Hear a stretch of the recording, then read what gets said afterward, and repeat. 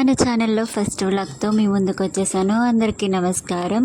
ఏమిటంటే ఈ వీడియో ఈరోజు గ్రోసరీ ఐటమ్స్ కొన్ని తీసుకున్నారు, అవే చూపిస్తున్నాను. ఇక్కడ మా వదిన వచ్చేసి పప్పు రేపు ఇడ్లీకి, ఈరోజు దిబ్బరట్టుకి, పున్నంబూరికి పప్పు నానబెట్టి అవే మిక్సీ రుబ్బుతుంది, అదే చూపిస్తున్నాను. పున్నంబూరికి వచ్చేసి తెలిసిందే కదా, మినపగుళ్ళు బియ్యం కలపాలి. ఇక్కడ ఇడ్లీ రవ్వ చూపిస్తున్నాను.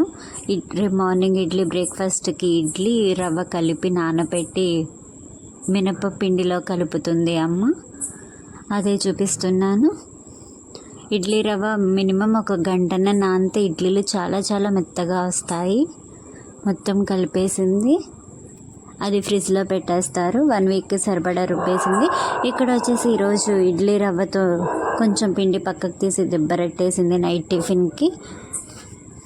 దిబ్బరట్టు ఇడ్లీ రవ్వతో చాలా చాలా బాగుంటుంది విత్ టమాటా పచ్చడి. ఇక్కడ పాలు కాచేసాను, అదే చూపిస్తున్నాను నేను.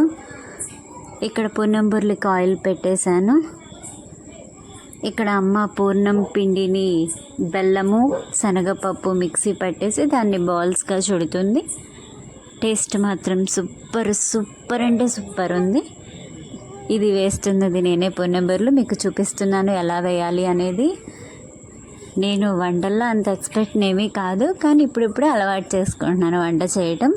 అలా ఒక బాల్ తీసుకుని పిండిలో డిప్ చేసి ఆ పూర్ణం పిండికి మొత్తం మినపపిండి పట్టేసేలాగా తీసుకుని ఆయిల్లో వేసేయటమే. చాలా చాలా ఈజీ. అందరూ కష్టం అనుకుంటారు, పూర్ణం పిండి పూర్ణంబూర్లు వేయాలి. మన ఆంధ్రాలో పూర్ణాలు అంటారు, తెలిసిందే కదా.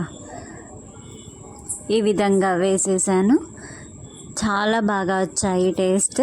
తినే క్లిప్ మాత్రం మిస్ అయిపోయింది. ఇది మన ఛానల్లో ఫస్ట్ వ్లాగ్. అందరూ సబ్స్క్రైబ్ చేయండి, లైక్ చేయండి, కామెంట్